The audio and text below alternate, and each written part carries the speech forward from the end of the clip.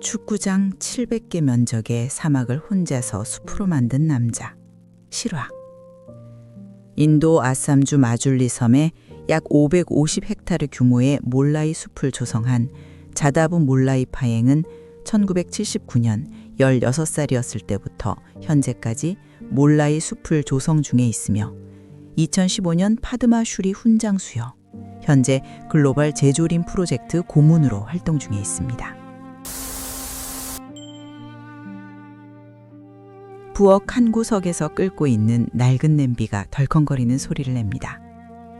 그 소리는 마치 녹슨 기어가 맞물리는 것처럼 뻑뻑하고 건조합니다.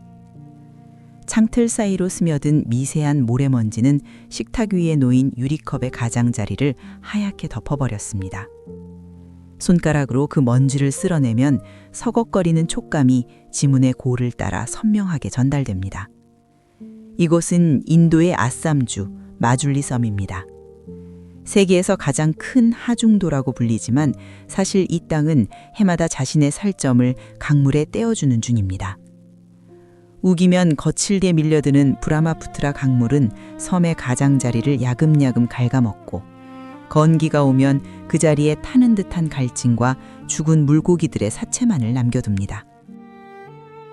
우리는 왜 발밑의 흙이 사라지는 것에 대해 이토록 무감각할까요?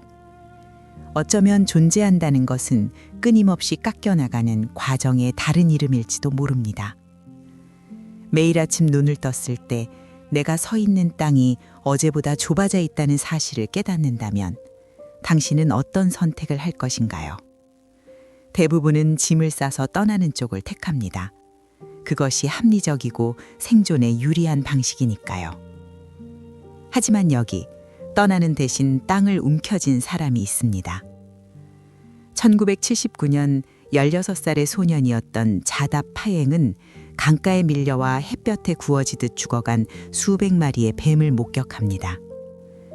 나무 한 그루 없는 모래토비에서 생명들은 그저 뜨거운 열기에 질식해갔습니다.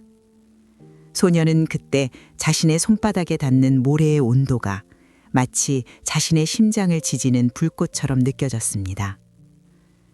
손등에 돋은 소름은 공포라기보다는 일종의 각성이었습니다. 피부 아래 혈관들이 미세하게 요동치며 소년에게 말을 걸었습니다. 이 열기를 막지 못한다면 다음 차례는 너의 가족이고 너의 이웃이며 결국 너 자신이 될 것이라고 말입니다.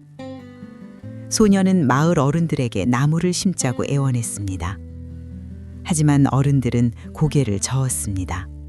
이 모래 땅에서는 대나무 말고는 아무것도 자라지 않는다. 그것은 절망이라기보다는 체념에 가까운 확신이었습니다. 소년은 그날 이후로 자신만의 긴 항해를 시작합니다. 대도 없고 돛도 없지만 매일 아침 대나무 묘목 몇 그루를 챙겨 강을 건너는 고독한 항해였습니다. 처음 심은 것은 대나무였습니다. 마디와 마디 사이가 비어있는 그 식물은 마치 소년의 가난한 주머니를 닮아 있었습니다. 대나무는 모래 속에 뿌리를 내리기 위해 안간힘을 썼습니다. 바람이 불면 가느다란 줄기가 휘청거리며 비명을 질렀습니다. 소년은 매일 물을 길어 날랐습니다. 양 어깨에 맨 물통의 무게는 소년의 쇄골을 짓눌렀고 피부는 마찰로 인해 붉게 짓무르다 못해 딱딱한 굳은 살로 변해갔습니다. 통증은 정직했습니다. 그 통증이 깊어질수록 모래 땅 위의 초록색 점들은 조금씩 선명해졌습니다. 기묘한 일입니다. 누군가는 거창한 계획을 세우고 시스템을 구축하려 들지만 정작 세상을 바꾸는 것은 이토록 미련할 정도로 반복되는 육체노동입니다. 대나무가 자리를 잡자 그늘이 생겼습니다. 그늘은 온도를 낮췄고 낮아진 온도는 습기를 머금었습니다. 소년은 이제 대나무가 아닌 다른 나무들을 심기 시작했습니다. 하지만 모래는 여전히 척박했습니다. 식물에게 필요한 영양분이 전혀 없었기 때문입니다. 소년은 여기서 멈추지 않았습니다. 그는 마을에서 개미와 지렁이를 수집했습니다. 자신의 가방 속에 수천 마리의 붉은 개미를 담아 모래벌판에 풀어놓았습니다. 개미들이 소년의 손등을 깨물 때마다 그는 찌릿한 고통을 느꼈습니다. 하지만 그 고통은 살아있음의 증거였습니다. 개미들이 땅속으로 파고들며 길을 만들고 지렁이가 흙을 먹고 배설하며 땅을 비옥하게 만드는 과정은 마치 인체의 모세의 혈관이 생성되는 과정과 흡사했습니다. 소년의 피부 위 상처가 아물고 흉터가 남듯 죽어있던 모래땅 위에도 부엽토라는 이름의 흉터, 즉 생명의 토양이 쌓이기 시작했습니다. 사람들은 그를 미친 사람 취급했습니다. 아무도 봐주지 않는 황무지에서 수십 년간 나무를 심는 행위는 생산성이 전혀 없는 짓이었으니까요. 하지만 그는 그저 매일 아침 해가 뜨기 전 강을 건넜습니다.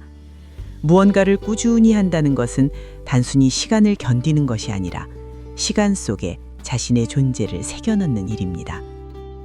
숲이 울창해지자 예상치 못한 손님들이 찾아왔습니다. 짐승들이었습니다. 숲은 이제 거대한 생태계가 되어 야생 코끼리떼와 호랑이, 뿔 코뿔소들의 안식처가 되었습니다. 하지만 이것은 마을 사람들에게는 재앙의 시작이었습니다. 코끼리들이 숲에 머물다가 인근 마을의 논밭을 짓밟고 농작물을 먹어치우기 시작한 것입니다. 분노한 마을 사람들은 숲을 원망했습니다. 자다브, 네가 심은 저 나무들 때문에 우리 생계가 위협받고 있어. 저 숲을 다 베어버려야 해. 군중의 분노는 뜨거운 화염과 같습니다. 그들은 도끼를 들고 숲으로 향했습니다. 자다부는 숲의 입구에 서서 자신의 가슴을 내밀었습니다. 나무를 베기 전에 나를 먼저 베어라. 그의 목소리는 떨리지 않았습니다. 수십 년간 흙을 만지며 단단해진 그의 손마디처럼 그의 의지 또한 이미 숲의 뿌리와 연결되어 있었습니다. 그는 마을 사람들에게 약속했습니다. 숲이 더 풍요로워지면 동물들은 더 이상 마을로 내려오지 않을 것이라고, 조금만 더 기다려달라고 말입니다. 설상가상으로 밀렵꾼들의 위협도 시작되었습니다. 숲에 코뿔소가 산다는 소문이 퍼지자 돈을 노린 그림자들이 밤마다 숲을 어슬렁거렸습니다. 2012년 실제로 밀렵꾼들이 숲에 침입해 코뿔소를 사냥하려 했던 사건이 발생했습니다.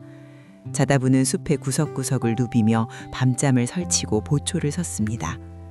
숲을 지키는 것은 이제 식물을 키우는 차원을 넘어선 사투가 되었습니다. 발바닥이 날카로운 돌부리에 찍혀 피가 흘렀고 말라리아 모기에 물려 고열에 시달리면서도 그는 나무 사이를 헤맸습니다. 육체는 소모품입니다. 쓰면 쓸수록 닳아 없어지지만 그는 자신의 육체를 소모하여 숲이라는 영속적인 존재를 연장하고 있었습니다. 자답 파행의 이 미친 짓이 세상에 알려진 것은 아주 우연한 계기였습니다. 2008년 야생동물 사진작가인 지투 칼리타는 배를 타고 강을 지나다 믿을 수 없는 광경을 목격합니다. 지도상에는 그저 황무지로 표시된 모래톱 위에 울창한 정글이 펼쳐져 있었던 것입니다. 그는 밀렵꾼의 기지라고 의심하며 숲속으로 숨어들었습니다. 하지만 그것에서 발견한 것은 총을 든 악당이 아니라 낡은 낫 한 자루를 들고 나무를 쓰다듬고 있는 마른 체구의 노인이었습니다. 이 숲의 크기는 약 550헥타르, 약 136만 평에 달했습니다. 뉴욕의 센트럴 파크보다 넓은 숲을 단 한 사람이 30년에 걸쳐 만들어낸 것입니다. 전 세계 언론은 이 경이로운 사건에 주목했습니다. 사람들은 그에게 인도의 숲을 만든 사람, 포레스트맨 오브 인디아라는 경칭을 붙여주었습니다.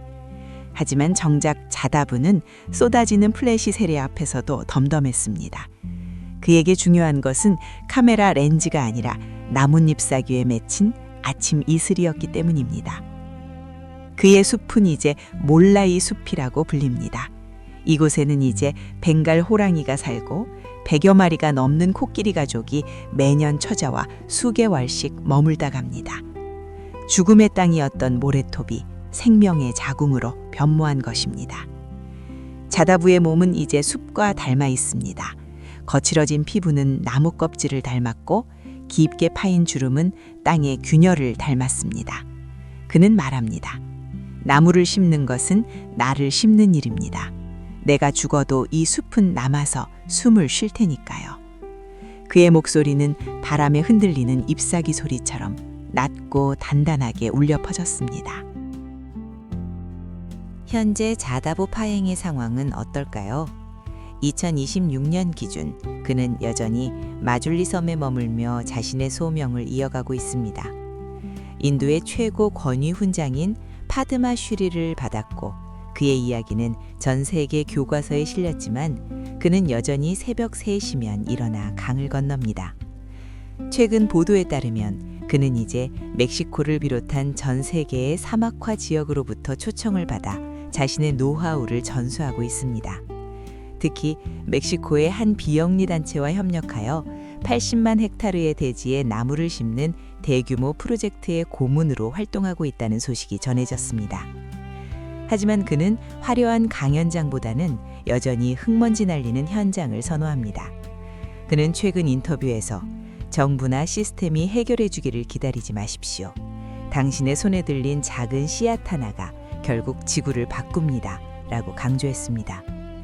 마줄리 섬은 지금도 매년 조금씩 깎여 내려가고 있지만 자다부가 만든 숲은 그 침식의 속도를 늦추며 섬의 심장을 지탱하고 있습니다. 한 사람의 집념이 물리적인 지형조차 바꿔놓을 수 있다는 사실을 그는 자신의 47년 인생을 통해 증명해내고 있습니다.